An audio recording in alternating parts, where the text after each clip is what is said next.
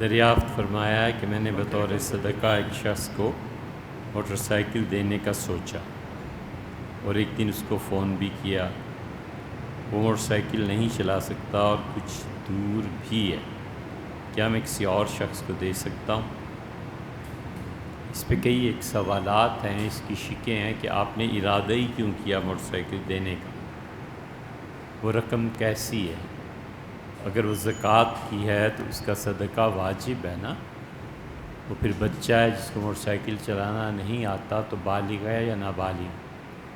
یا آپ نے دوستی کی وجہ سے ارادہ کر لیا کہ اس کو موٹر سائیکل لے کے دیں گے، یا نفلی صدقہ کر لیا؟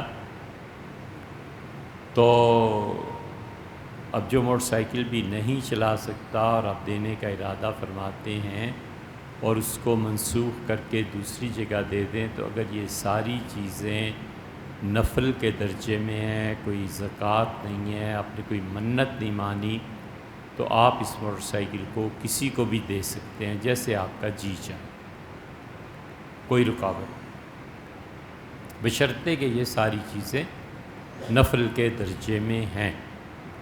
اور اگر آپ نے وہ کرنا ہے واجب، اور آپ نے کسی ایسے بچے کو دیا جو بالغ ہے اور اگرچہ وہ موٹر بائیک نہ چلا سکے تو بھی اس کی چیز ہو گئی، اس سے واپس نہیں لی جا سکتی۔ پہلی صورت میں آپ لے سکتے ہیں، اگر دے دیا ہے ارادے کو بھی فسخ کر سکتے ہیں، مگر دوسری طرف اگر یہ چیزیں دے دیں آپ نے اور اس تک پہنچ گئیں تو پھر نہیں لینا چاہیے، بلکہ لیا ہی نہیں جا سکتا، کیونکہ وہ زکوٰۃ ہے جو دے دی۔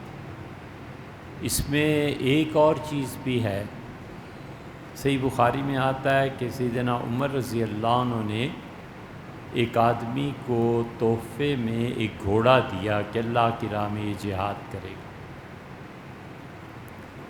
اس نے گھوڑے کی کوئی کیئر نہیں کی، نہ کھانے پینے کا خیال، نہ اس کے آرام کا، تو گھوڑا لاغر ہو گیا، کمزور ہو گیا۔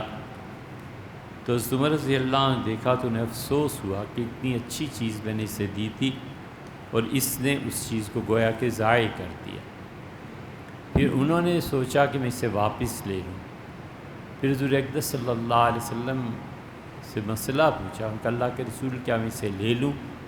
تو باوجود اس کے کہ وہ جائز تھا، کیونکہ سیدنا عمر رضی اللہ عنہ نے ایک ہدیہ کیا، اس سے اسے برباد کر دیا، وہ اسے واپس لے لیتے اور اس کے بدلے میں کوئی اور چیز دے دیتے، لیکن اس کے باوجود رسول اللہ صلی اللہ علیہ وسلم منع کر دیا۔ آپ نے فرمایا عمر کوئی ایک حصہ اس گھوڑے کا، کوئی ایک چیز بھی اس سے، بالکل ایک درہم ایک پائی نہ لینا، بس جو دے دیا سو دے دیا۔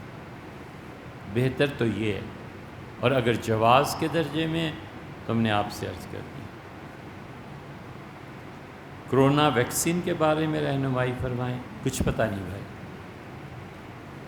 ہمیں پوری تحقیق یہی نہیں اب تک ہو سکی کہ کرونا ہے کیا چیز، کیسے لگتا ہے، کیسے ہوتا ہے، کیا نقصانات ہیں۔ فتویٰ دینا، یہ شرعی مسئلہ بیان کرنا، یہ بڑی ذمہ داری کی بات ہے، اللہ کے یہاں اس کا حساب ہے۔ اسی طرح ویکسینیشن کرائی جائے نہ کرائی جائے، اس کے آفٹر ایفیکٹس کیا ہوں گے، وہ کوئی ہے بھی چیز کہ نہیں ہے، کچھ پتہ نہیں۔ اللہ نے کہا وَلَا تَقْفُ مَا لَيْسَ لَكَ بِهِ عِلْمٌ، جن چیزوں کے بارے میں تمہیں علم ہی نہ ہوتا اس میں دخل اندازی نہ کیا کرو۔ إِنَّ السَّمْعَ وَالْبَصَرَ وَالْفُؤَادَ، اور یقیناً قیامت میں تمہاری سماعت، کان، یہ کان جو ہے نا، انہیں بھی صرف آنکھیں ہی نہیں ہیں، کان کو بھی برائی سے بچانا چاہیے۔ حضور صلی اللہ علیہ وسلم مسجد احمد میں آتا ہے کہ تم اپنے کانوں کو بھی ایسے ہی برائی سے دور رکھو جیسے آنکھوں سے۔ تو آنکھ سے آدمی ناجائز چیز نہیں دیکھتا، کان سے ناجائز سنے بھی نہیں۔ کانوں کی بھی حفاظت، ہر بات سننے کی تھوڑی ہی ہوتی ہے، ہر بات سن کے عمل کرنے کی تھوڑی ہی ہوتی ہے۔ بہت سی خبریں ایسی ہیں جو انسان کو تکلیف پہنچاتی ہیں تو مت سنیں۔ ملک میں بہت سے واقعات ایسے ہوتے ہیں، پتہ ہوتا ہے کہ اگر میں نے اسے دیکھا سنا تو مجھے تکلیف پہنچے گی، تو جو ذمہ دار ہیں وہ سنیں، تمہیں کس سے مشورہ دیا ہے کہ تم بھی سنو؟ تو اس لیے ان السمع، لوگوں تمہارے کان، سماعت، والبصر، اور جو کچھ تم دیکھتے ہو، والفؤاد، اور جو تم دل میں پکے ارادے کر لیتے ہو نا، کل اولئک کان عنہ مسئولا، اللہ کے ہاں تینوں چیزوں کے متعلق ایک ایک سوال پوچھا جائے گا کہ یہ کیا کیا اور یہ کیا کیا۔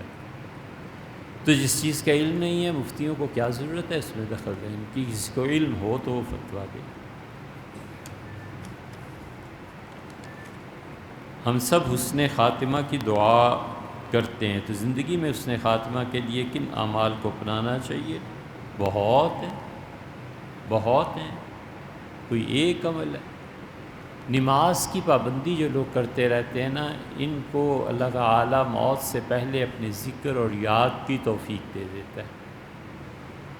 جو لوگوں کے کام آتے رہتے ہیں نا، جائز کاموں میں لوگوں کے ان کے کام کرتے رہتے ہیں، ان کو بھی اللہ یہ توفیق بخشتا ہے۔ انسانی حقوق کے لیے جو جد و جہد کرتے ہیں، ان کو بھی اللہ یہ توفیق بخشتا ہے۔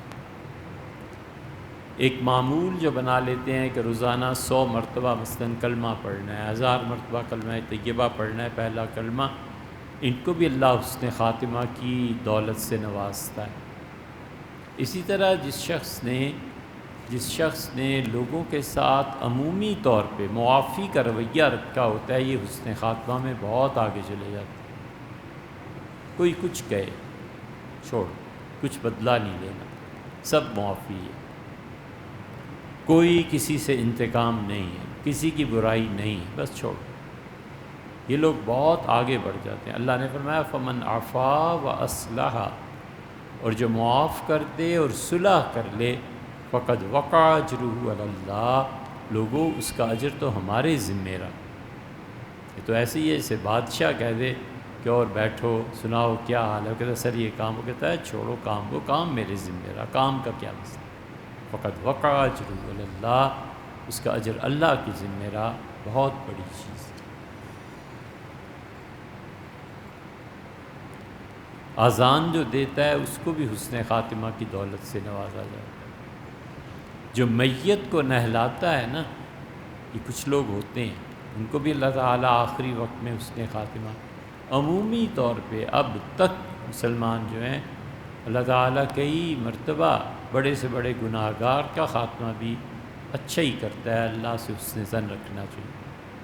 کئی لوگ ہم نے دیکھے جنہیں شراب کے علاوہ اور ان کاموں کے علاوہ فرصت نہیں تھی، وفات سے 1-2 سال پہلے ایسی کایا پلٹی کہ وہ کچھ کے کچھ ہو گئے، اور پھر اللہ نے حسن خاتمہ سے نوازا۔ کیوں آفتاب صاحب؟ یہاں مارکیٹ میں بھی کئی لوگ، اور جب آخری وقت آیا تو اللہ نے بدل دی، طبیعت ہی بدل دی۔ ربنا آتنا فی الدنیا حسنہ، الدنیا حسنہ قرآن کی کن آیات میں آئی ہیں اور کتنی بار دنیا کی بہتری مانگی گئی؟ یہ ایک ڈکشنری ملتی ہے قرآنی آیات پہ، اور وہ ڈکشنری کمپیوٹر میں بھی ہے، آپ کمپیوٹر میں اسے ڈال دیں، خود گن لیں۔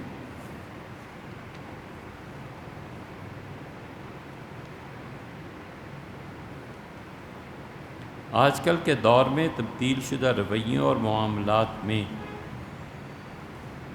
پیسے کے عمل دخل کی وجہ سے رشتے نبھانا مشکل ہوتا جا رہا ہے۔ اس صورتحال میں یہ رشتے نبھانا مشکل ہوتا جا رہا ہے یا رشتہ نبھانا مشکل ہوتا جا رہا ہے؟ یہ واحد اور جمع اردو میں کیسے استعمال ہوتی ہے؟ اس صورتحال میں صلہ رحمی اور قطع تعلق کا معیار کیا ہونا چاہیے؟ یہ آپ نے صحیح فرمایا، ایک درجہ اگر انسان میں رہے نا تو قطع تعلق نہیں، اور آخری درجہ ہے کہ ایک دوسرے کے ساتھ شادی غمی میں مل لینا، شادی غمی میں ایک دوسرے سے تعاون کرنا، جنازے کے لیے چلے جانا، نکاح کی محفل ہے اس میں چلے جانا، کوئی شادی پہ بلائے تو اس کو کوئی چھوٹا موٹا تحفہ جو اپنی حیثیت ہو وہ دے دینا، اسی طرح تعزیت کے لیے چلنا، یہ سب سے آخری درجہ ہے۔ اگر کوئی اس کو بھی چھوڑ دے گا تو پھر وہ جب تک کوئی عذر اور نہ پیش آئے یہ شرعاً قطع تعلق میں شمار ہوگا، اس کو اللہ کے ہاں جواب دینا۔ لیکن اتنا بھی رہے تو یہ چیزیں معیار ہیں کہ اس کا تعلق رشتہ داری کا قائم۔ اسی طرح اس میں یہ بھی شامل ہے کہ کسی رشتہ دار کو کسی جائز کام میں کبھی ضرورت پیش آ گئی تو ان کے ساتھ تعاون کرنا خوشی سے۔ حضور اقدس صلی اللہ علیہ وسلم نے فرمایا صدقے پہ بہت زور دیا۔ تو خلاصہ اس کا یہ ہے کہ صحابہ کرام رضی اللہ عنہ کا اللہ کے رسول کسی کے پاس اتنا بھی نہ ہو جو آپ آخری درجہ مقرر فرماتے ہیں تو وہ کیا کرے، تو آپ نے فرمایا اپنے بھائی سے ہنس کے مل لو، یہ بھی تو صدقہ۔ تو اس لیے لوگوں سے خوشی سے ملنا، چہرے پہ مسکراہٹ کا ہونا، لوگوں کو یہ احساس دلانا کہ آپ ویلکم کر رہا ہوں آپ کو، اچھے ہیں آپ، ٹھیک آئے ہیں، صحیح جگہ پہ آئے ہیں۔ تو یہ جو چیزیں ہیں یہ سب تعلقات کے بنانے میں شمار ہیں۔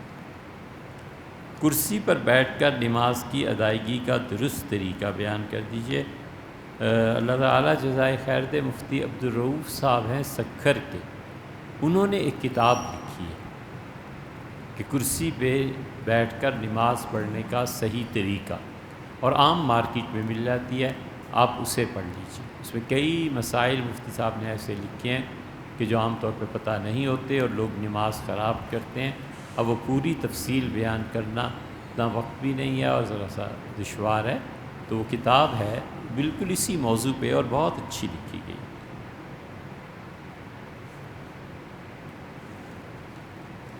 روزہ رکھنے، یہ جو آپ نے اگلا مسئلہ پوچھا ہے نا سجدے کے اظہار کے لیے، اور یہ سب اس میں آپ کو ملے گا انشاءاللہ۔ روزہ رکھنے کی نظر مانی، نظر پوری ہو گئی ہے، لیکن شوگر کے مرض کی وجہ سے فوری طور پر روزہ رکھنا مشکل ہے، کیا سردیوں تک ڈیلے کیا جا سکتا ہے یا فی الحال فدیہ دیا جائے؟ آپ ساری صورتیں کر سکتے ہیں۔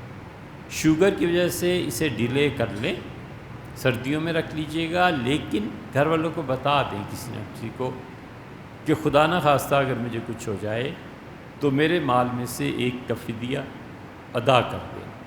آپ فدیہ خود ادا کر دیں کہ ایک مسکین کو 2 وقت کھانا کھلانا ہے نا، اتنا روپیہ اللہ کی راہ میں خیرات کر دیں، کسی مسکین کو دے دیں، اور پھر اس کے بعد آپ روزہ رکھ لیں۔ یہ بھی ہو سکتا ہے۔ یہ بعض فقہا نے اجازت دی ہے۔ اس کی اجازت کیا دی ہے؟ یہ زیادہ ثواب ہو گیا نا، آپ بے فکر ہو گئے، کوئی چنتا نہیں رہی۔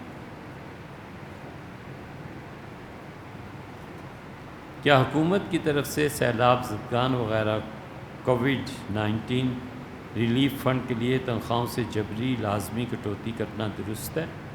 بالکل جائز نہیں ہے بھائی۔ حکومت کو کس نے اختیار دیا ہے کہ لوگوں کے پیسوں میں سے کٹوتی کرے؟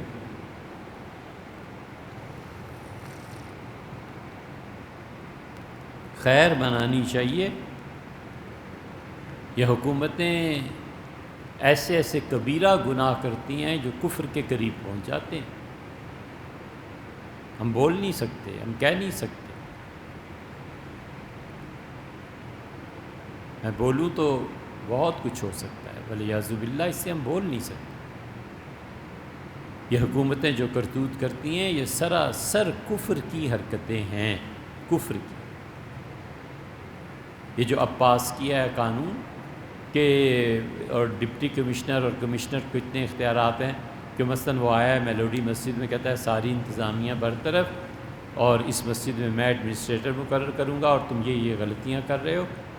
یہ کوئی کچھ نہیں اسے کہہ سکتا، حتیٰ کہ سپریم کورٹ اور ہائی کورٹ میں اسے چیلنج ہی نہیں کیا جا سکتا۔ یہ اتنے اندھے اختیارات ایک 17، 18، 20 گریڈ کے افسر کو ملک کی مساجد اور مدارس کے خلاف دے دینا، یہ کیا کر رہے ہو؟ اللہ کے عذاب کو دعوت نہیں؟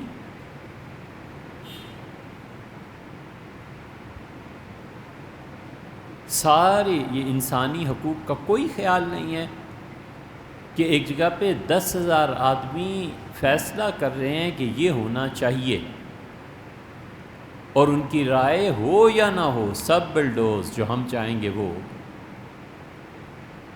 اگر ملک میں 20 کروڑ افراد ہیں اور ان میں سے 10 کروڑ کسی اور طرف ہیں، اور ان 10 کروڑ کو پرے کاک کے برابر وقت نہ دینا کہ جو مرضی بکتے رہو، جو مرضی ووٹ ڈالو اور جو مرضی کرو، ہم وہ کریں گے جو ہمارا جی چاہے گا، یہ اللہ کو جواب نہیں دینا کہ پبلک کیا کہتی تھی، تم کیا کہتے تھے، اللہ کیا جواب دینا ہے اس؟ اسلام تو یہ نہیں سکھاتا۔ اسلام تو کہتا ہے کہ حضور اقدس صلی اللہ علیہ وسلم نے جب صحابہ رضی اللہ عنہ کو حبشہ ہجرت کی اجازت دی تھی بہت مختصر کر رہے ہیں اس واقعے. تو حبشہ صحابہ رضی اللہ عنہ گئے، انہیں ٹھکانہ مل گیا، خوش باش رہنے لگے. مشرکین مکہ کو بڑا اس پہ شدید صدمہ پہنچا، اور مشرکین مکہ نے ایک وفد بنایا اور کہا جاؤ اور جا کر بادشاہ کو کہو کہ یہ ان کے غلط عقیدے ہیں اور بتوں کی عبادت نہیں کرتے تھے، تو یہ آ گئے ہمارے غلام ہیں، انہیں واپس کریں. 3 آدمی گئے. ایک تھے عمار ابن ولید، خالد ابن ولید کے بھائی. دوسرے تھے عمر بن العاص، وہ اپنی اہلیہ کے ساتھ گئے. اور تیسرے ایک اور تھے. عمار ابن ولید کو اس وقت کے عربوں میں سب سے خوبصورت مانا جاتا تھا. مکہ میں وہ جیسے چاند تھا، لوگ جاتے تھے تو اس کے حسن کو دیکھ کے نظریں اٹھتی تھی لوگوں کی کہ اللہ نے اتنا خوبصورت یہ لڑکا پیدا کیا. بولنے میں بھی ماہر تھا. تحفے تحائف لاد کے لے گئے، اور یہ پسند آ گیا عمر بن العاص رضی اللہ عنہ کی بیوی. دونوں نے منصوبہ بنا لیا کشتی میں. تو عمر بن العاص رضی اللہ عنہ کو لے کے کنارے پہ کھڑی ہو گئی بیوی کہ دیکھو کتنا زبردست سین ہے، اور کیسی ہوائیں اٹھ رہی ہیں، اور سمندر ہے، اور کشتیاں چل رہی ہیں.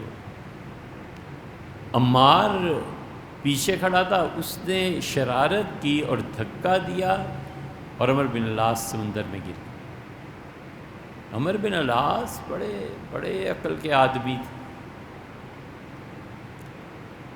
انہوں نے کنارہ پکڑ لیا کشتی کا، اور جب آئے تو پانی وغیرہ سے فارغ ہو کے انہوں نے عمار کی بڑی تعریف کی.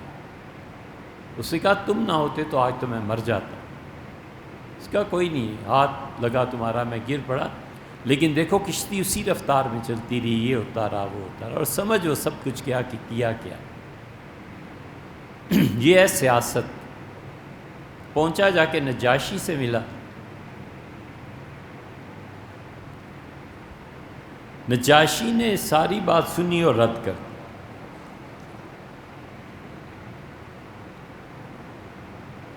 اسے کہ مسلمان بڑے نیک لوگ ہیں، میں کبھی بھی اپنے ملک سے انہیں جانے کے لیے نہیں کہوں گا. عمر بن العاص نجاشی سے بات چیت کرتے رہے، اور کھانا ہوا، اور اس نے کھانے کا، عمر بن العاص نے کہا کہ آپ ہمارے ساتھ کھانا بھی کسی وقت کھائیں بادشاہ کے. کھانا ہوا، عمر جو چاہتے تھے وہ ہو گیا، اور عمار ابن ولید کو بادشاہ کی بیوی نے دیکھ لیا. وہ تو سو جان سے مر مٹی. اب ان کے آپس میں تعلقات شروع ہو گئے. عمر رضی اللہ عنہ نے سٹے اور لمبا کر دیا، اور انہوں نے ایک دن آ کے نجاشی سے کہا کہ مجھے بڑا افسوس ہے، میں اتنا شرمندہ ہوں کہ سر نہیں اٹھا سکتا. کافی طویل اس کا آخر بتاؤ تو صحیح ہوا کیا ہے. اس نے کہا ہوا یہ ہے کہ عمار کے تعلقات آپ کی بیوی سے ہو گئے، اور ہمارے لیے شرم کا مقام ہے کہ ہم آئے تھے ڈیلیگیشن میں اور آپ سے بات چیت کرنی تھی، یہ کیا ہو گیا. اس نے کہا عمر 2 میں سے ایک نہیں رہ گئے، میں تمہیں مار دوں گا یا اس کو مار دوں گا، اس کا ثبوت کیا ہے. اس کا حضور جس وقت آئے نا کل پرسوں، جب بھی ملاقات ہوگی تو اس کا سر سونگ لیں گے، آپ کو ثبوت مل جائے گا. ادھر عمار سے ملا، یہ مختصر قصہ. اور عمار کو کہا یار تمہارے بڑے تعلقات ہو گئے ہیں ملکہ صاحبہ سے، میں تو جب مانوں جب تم وہ خوشبو لگا کے آؤ جو خوشبو بادشاہ دربار میں لگا کے آؤ. اس نے کہا بات ہی کوئی نہیں.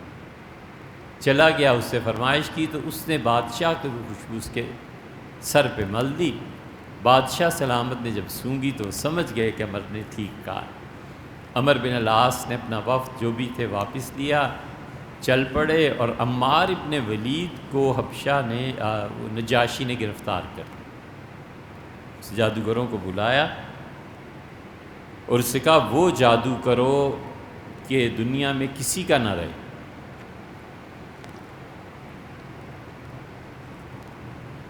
انہوں نے کچھ پڑھا کسی چیز پہ، پانی پہ، اور پھر اس کو بے لباس کر کے پیشاب کی سوراخ میں انہوں نے وہ پانی داخل کر دیا۔ تب بادشاہ سلامت بے فکر رہیں، یہ ساری زندگی کسی سے نہیں مل سکے گی۔ کچھ دیر کے بعد عمار بھاگ گئے اور جنگل میں جانوروں کے ساتھ رہنے لگا۔ انسان دیکھتا تھا تو بھاگتا تھا۔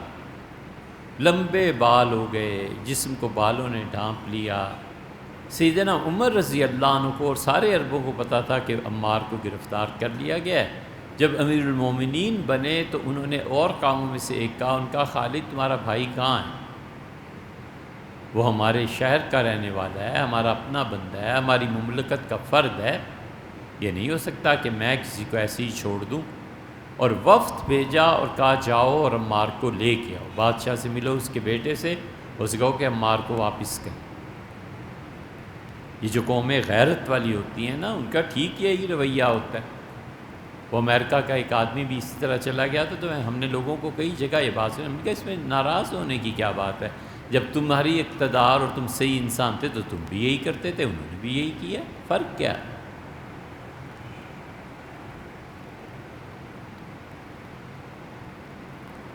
غالباً بیٹا انہیں وہاں شہزادہ جو بادشاہ ہو گیا تھا وہ ملا۔ اس سے کہا اس جنگل میں کبھی کبھی دکھائی دیتا ہے، تو ہم تو نہیں مل سکتے، ہمارے نزدیک جیسے اور جانور جیسے وہ جانور۔ تو صحابی رضی اللہ عنہ کہتے ہیں میں گیا تو ہمیں وہ اتفاق سے مل گیا، اور ہم نے دیکھا بالکل جیسے جانور ہوتے ہیں، سارے جسم پہ بال ہی بال ہو، برا حال اس کا، اور ہم دیکھ کے ڈر گئے۔ اور ان جادوگروں نے اس سے کہا تھا کہ جس دن کسی انسان نے اسے ہاتھ لگا دیا یہ مر جائے گا۔ کہتے ہیں میں نے مسافے کے لیے ہاتھ بڑھایا، وہ بھاگنا چاہتا تھا، دوسروں نے پکڑ لیا، ہم نے جو ہی ہاتھ لگایا مر گیا۔ یہ چیزیں ہوتی ہیں قوموں میں، جو غیرت ہوتی ہے، جو اپنے افراد سے محبت ہوتی ہے۔ اسلام تو یہ سکھاتا ہے، اسلام یہ تھوڑا ہی سکھاتا ہے کہ 15 کروڑ آدمی ایک طرف اور میں اکیلا ایک طرف۔ اس لیے جو حرکتیں ہیں نا، یہ بہت خراب حرکتیں ہیں۔ ہمیشہ یاد رکھنا چاہیے کہ ظلم جو ہے نا، یہ ایک نہ ایک دن پھر رنگ لے کے آتا ہے۔ اسلام کا مزاج کیا ہے حکومتوں کے بارے میں؟ جدی حکومت تھی مامون الرشید کی، اور مامون الرشید کا باپ بادشاہ، اس کا دادا بادشاہ 198 ہجری 202 اس دور میں پیک پہ تھی۔ اور مامون الرشید اتنا پڑھا لکھا آدمی تھا کہ جتنی سے جنگیں اپنے دور میں اور بغاوتیں دیکھنی پڑی، تعلیم میں بھی اللہ نے، یعنی امام مالک رحمۃ اللہ سے پڑھا ہوا، امام محمد رحمۃ اللہ علیہ کا شاگرد، معتزلی اور حنفی دونوں چیزیں اس میں جمع ہو گئی تھیں۔ اس سے سوچا کہ میرے بعد عباسیوں کی اتنی بڑی سلطنت کو سنبھالے گا کون؟ اب عباسیوں کی سلطنت وہ تو بر اعظموں پہ پھیلی ہوئی تھی، ایشیا، افریقہ، یورپ تک یہ پہنچ گئے تھے۔ اتنی بڑی سلطنت وہ دیتا کسے؟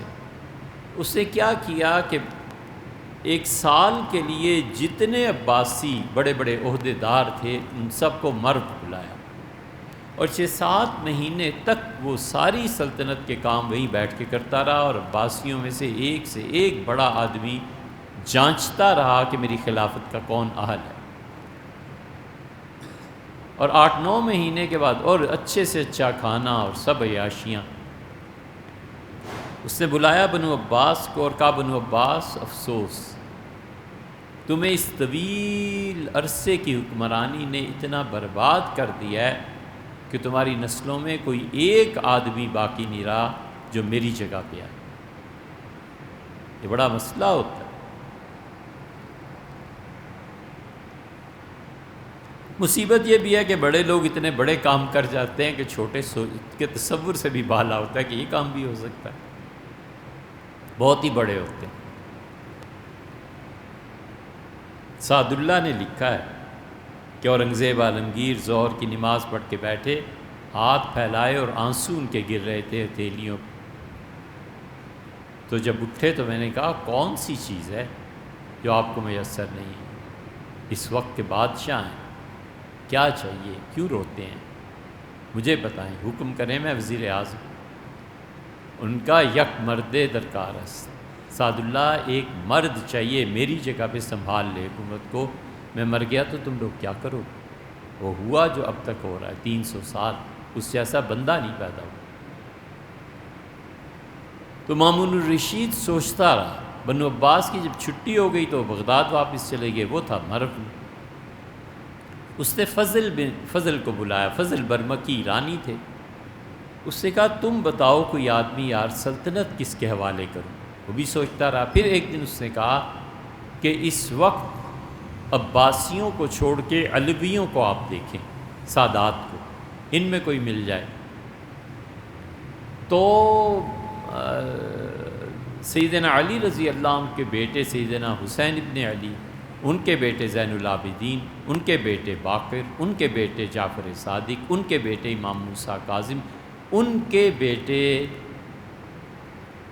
رضا، ان کا نام علی تھا، امام رضا رحمۃ اللہ علیہ پہ اس کی نظر جا ٹھہری اور اس نے کہا عباسیوں کی حکومت ختم، اور آئندہ سے یہ حکومت اور خلافت بنی فاطمہ رضی اللہ تعالی عنہ میں چلی جائے گی۔ عباسیوں کو یہ کب گوارا ہو سکتا تھا؟ یہ خبر بغداد پہنچی اور بغاوت ہو گئی۔ اس نے حضرت علی رضا، امام علی رضا رحمۃ اللہ علیہ کو بلایا تہران میں، اب ایران میں اب بھی ان کا مرکز مبارک، اور رضا رحمۃ اللہ علیہ کو الرضی لقب دیا۔ اس کا حضرت میرے بعد حکومت آپ علویوں کی ہے، سادات کی ہے، عباسیوں میں کوئی رہا ہی نہیں جو میری جگہ آئے۔ اور اس بات کو مزید پکا کرنے کے لیے چند ماہ کے اندر اندر اس نے اپنی بیٹی کی شادی امام رضا رحمۃ اللہ علیہ سے کر، کوئی شک و شبہ ہی نہ ہے۔ عباسیوں کو یہ بات کھٹکی اور انہوں نے بغداد میں بغاوت کر دی اور ابراہیم عباسی کے ہاتھ پہ بیعت ہو گئی۔ مامون بھاگا، اس نے کہا میں تمہیں بیعت کرنے دیتا ہوں خلافت کی دوسری۔ پکڑ دھکڑ ہوئی، سب کچھ ہوا، لیکن اس دوران جب وہ چلا اور آیا اور سب چیزیں، ایک تو فضل برمکی کا انتقال ہو گیا اور ایک امام رضا رحمۃ اللہ علیہ کا بھی انتقال ہو گیا۔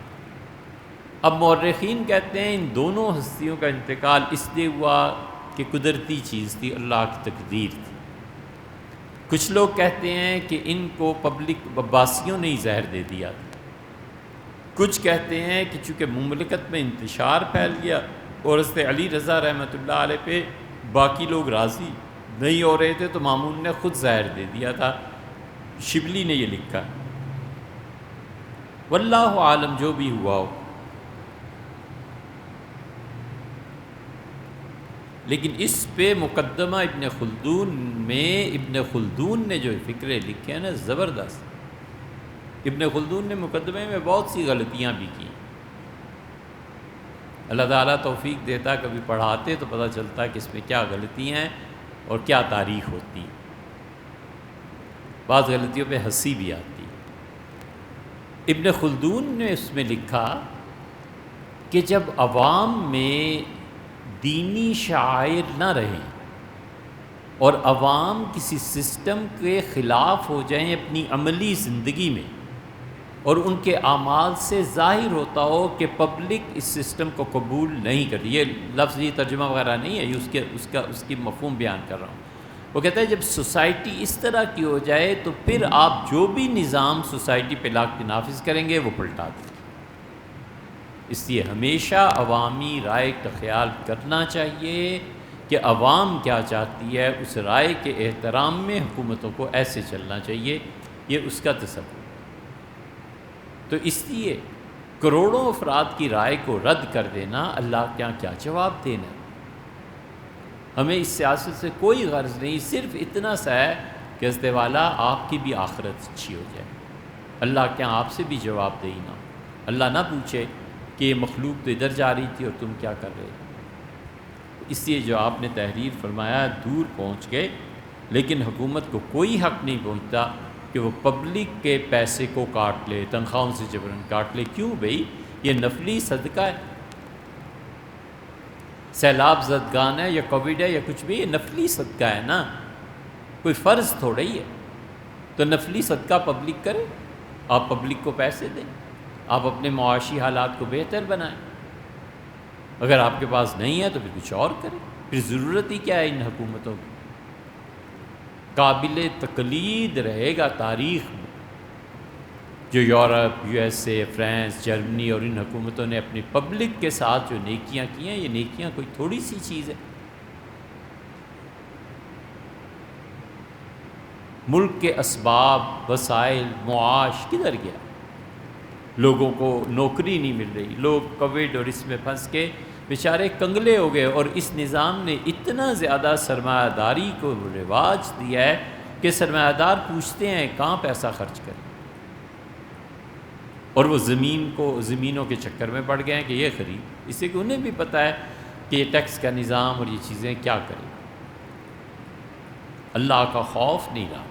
بنیادی چیز صرف اتنا ہے کہ احساس ہونا کہ اللہ کو جواب دینا ہے۔ تو یہ اس لیے اسی گورنمنٹ کا کوئی حق نہیں بنتا کہ وہ لوگوں کو اٹھا لے ان کے گھروں سے، پتہ ہی نہ چلے کوئی آدمی ہے کہاں، اور پتہ ہی نہ چلے کہ کسی آدمی کے پیچھے والے کیا کریں گے، اور پتہ ہی نہ چلے اور پیسے کٹ جائیں۔ یہ تو اتنا ظلم ہے، اتنا ظلم ہے کہ ایمرجنسی لگ گئی، اور وہ سٹی بینک تھا، اس نے فون کر کے کہا کہ یار صبح تمہارے پیسے نہیں ہوں گے، یہ ڈالر سارے ضبط ہو جائیں گے، لے جاؤ جتنا لے جا سکتے ہو، ورنہ اتنا ظلم ہے کہ پبلک کا پیسہ جو جائز ہی نہیں تھا وہ بھی سارا گورنمنٹ نے رکھ لیا۔ مسنون دعاؤں کی مختصر سی کتاب، مسنون دعاؤں میں 2-3 کتابیں بہت اچھی ہیں۔ ایک تو آپ وہ کتاب دیکھیے، معارف الحدیث ہے نا، مولانا منظور صاحب نعمانی رحمۃ اللہ علیہ کی، اس کی 5ویں جلد، اس میں انہوں نے حضور اقدس صلی اللہ علیہ وسلم کی بہت سی دعائیں اور نقل کر دی ہیں، اور کمال یہ بھی کیا ہے کہ کس موقع پہ حضور صلی اللہ علیہ وسلم کیا پڑھتے تھے وہ بھی کر دیا ہے، اور ایک یہ کہ جنرلی آپ کی دعائیں کیا ہوتی تھیں۔ ایک اور کتاب ہے حضرت تھانوی نور اللہ مرکزو کی، وہ ہے مناجات مقبول، اس میں بھی حضرت رحمۃ اللہ نے دعائیں لکھی ہیں۔ ایک تیسری کتاب ہے ان کی، ملا علی قاری رحمۃ اللہ علیہ۔ ملا علی قاری رحمۃ اللہ علیہ نے کتاب و سنت سے اور محدثین اور باقی ائمہ کرام رحمہم اللہ، تابعین تبع تابعین رحمہم اللہ کی بہت سی دعائیں جمع کی، اور پھر اسے 7 پہ تقسیم کر دیا ہے۔ اس کا مطلب یہ ہے کہ ہفتے کے ہر دن آپ یہ دعا پڑھ لیں، پیر کو یہ پڑھ لیں، منگل کو یہ پڑھ لیں، بدھ کو یہ پڑھ لیں۔ یہ تقسیم ان کی ذاتی ہے، لیکن بہت کمال کی چیز ہے۔ الحزب الاعظم،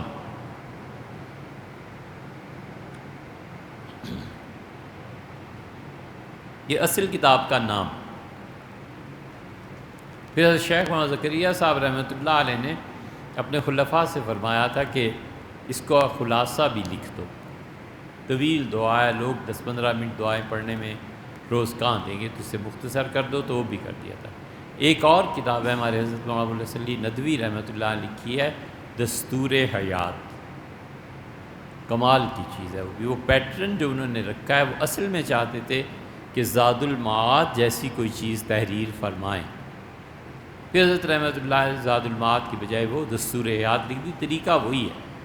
زاد المعاد جو ابن قیم رحمۃ اللہ علیہ کیا ہے، اس میں اگر آدمی فقہی مسائل کو چھوڑ دے، کیونکہ وہ حنبلی ہیں نا، اور پھر ان میں اجتہاد کا بھی ایک ذوق ہے، تو بہت سے مسائل میں وہ حنفی فقہا کے مسئلہ، ہمارے حنفیوں کے برعکس حنبلی فقہ کا مسئلہ لکھتے ہیں، یا پھر وہ اپنے اجتہاد کے ذریعے ان فقہی قانونی مباحث کو چھوڑ کے اس جیسی کتاب آج تک رسول اللہ صلی اللہ علیہ وسلم کی پوری سیرت کہیں نہیں پائی۔ کمال کیا ہے ابن قیم، کمال ہے۔ اللہ کی توفیق سے ہی انہوں نے، خاص توفیق سے، اور حضور اقدس صلی اللہ علیہ وسلم کی کسی وقت کی نگاہ مبارکہ سے وہ وجود میں آئی، زاد المعاد جیسی کتاب آج تک لکھی ہی نہیں. کاش کوئی آدمی اس زاد المعاد کو سامنے رکھ کے حنفی فقہ کے مطابق مرتب کر دیتا کہ جیسے وہ نماز کا باب میں یہ دعا یہ دعا یہ دعا اور پھر اس طرح رفع یدین کرے. تو یہاں کوئی لکھ دیتا حنفی فقہ کے مطابق کہ ہمارے نزدیک رفع یدین کرنے کی بجائے رکوع میں چلے وغیرہ وغیرہ. بہت سے ایسے مسائل ہیں. یہ تو ایک نمونہ ہے. کمال کی چیز ہے. زاد المعاد کو اس احتیاط کے ساتھ پڑھیں تو بہت اچھا.